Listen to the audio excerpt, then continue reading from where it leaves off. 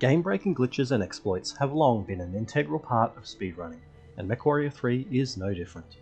In this, the third video on my series detailing MechWarrior 3 speedrunning, I'll be demonstrating and sharing the ways that I exploit and break the game, so that you will be able to do the same in your own runs. The last video in this series covered the MechLab based inventory glitch, but there are a handful of other tricks that are used throughout a run. MechWarrior 3 includes a rudimentary squad command mechanic. AI-controlled lancemates can be given basic instructions, such as attack my target, defend my target, follow me, and hold position. An interesting quirk in the attack and defend mechanic allows us to completely break the enemy AI. It's incredibly simple and almost amusing to consider how it works from a programming perspective, and it's incredibly effective as well.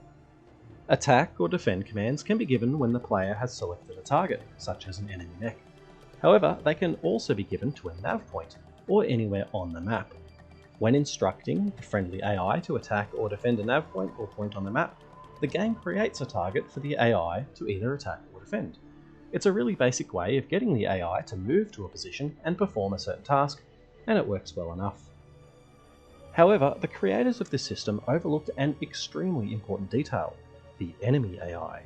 The enemy AI follows its own set of basic principles, the simplest of those being attack the closest target. Unfortunately for the enemy AI, the points of the map that we use to command our lancemates get interpreted as a target for the enemy AI to attack, and so attack it does. In simple terms, the enemy AI isn't able to distinguish between types of targets, so it will sit there firing away at a non-existent point in the map because the lancemate command function turns that point on the map into a target for the enemy AI. As I'm sure you can imagine, this completely breaks the game's combat mechanics and allows for some frankly hilarious situations to take place. The best example of which being a late game mission that was supposed to be an extremely difficult head-to-head fight, instead becoming essentially harmless for the runner.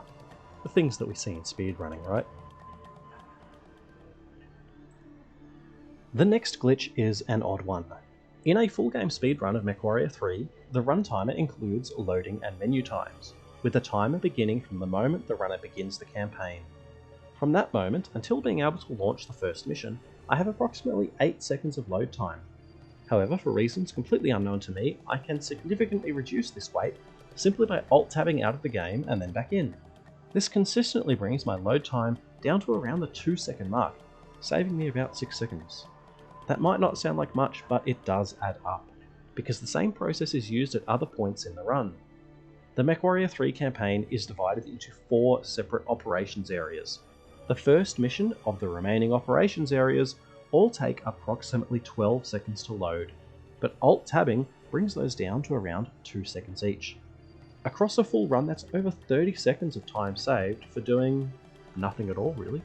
But hey, I'll take any advantage that I can get. Because the following missions all load relatively quickly, this glitch is only really used for the start of each operations area. Which brings us to the next exploit.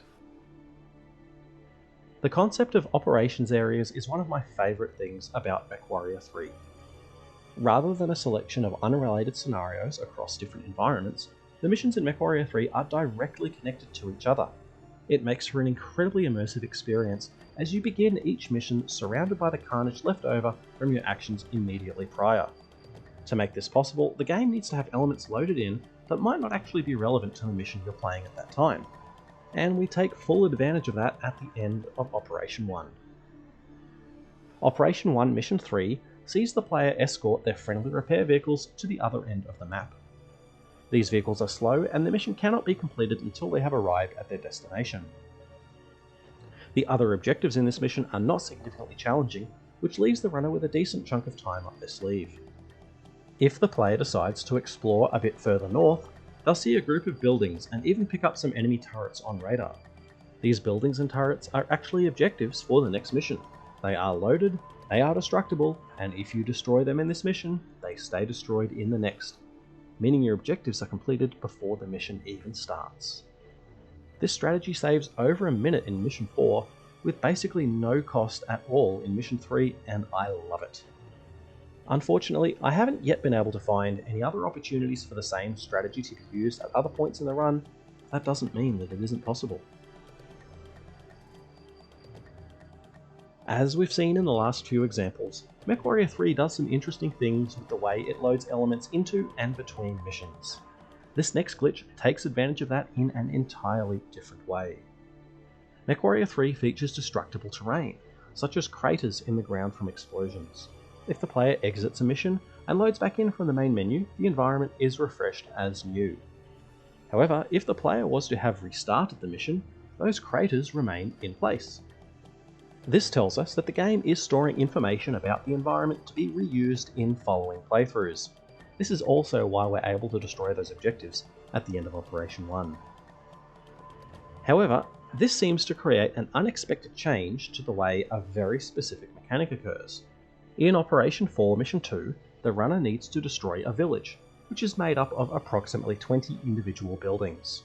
A single LRM-10 volley will destroy a single building, unless we restart the mission.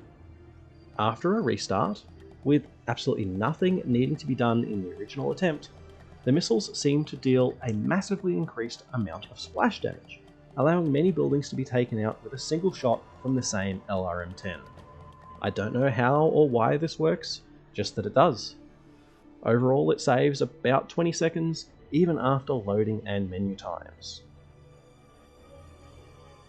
There is one other scenario where the same glitch can be used. In Operation 3 Mission 4, one of our objectives is to destroy 2 bridges and 2 buildings. One of those buildings has an enemy mech inside, which will power up and move to attack us when we come near.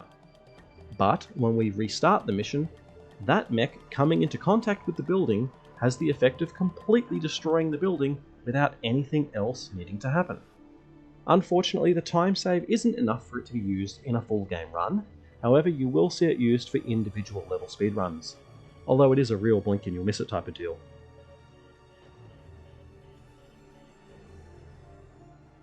And that covers all the glitches and exploits used when speedrunning MechWarrior 3. However, there is one other scenario that I've discovered, but just haven't been able to make work effectively yet. When a mech has a major overheating moment in MechWarrior 3, it will explode in spectacular fashion. This can also happen if a mech falls into the lava in Operation 4 Mission 5. Now, remember when we said that the game carries information over between plays? Well, if I restart the mission at exactly the moment where the game realizes I've overheated to the point of exploding, but before the explosion actually happens, the game will carry the data about the explosion over into the restarted mission. But it doesn't explode our new mech. Instead, there is an explosion where our previous mech was. These explosions can be big enough that they end up destroying the buildings and enemies we're required to take out as part of our mission objectives. If timed to perfection, it is possible to create an explosion that destroys all the objectives in the mission as the player loads into the restart. From there, you would just need to run to the exit for a massive theoretical time save. Will it ever happen? No idea, but it won't stop me trying, and hopefully someone else out there is inspired to do the same. I've recently created a Discord server, which is open for anyone wishing to talk with me about speedrunning, Battletech, or other topics of interest. Link in the description below for those interested. But that's it. Thanks for watching. Keep an eye out for the next one. Until then, bye for now.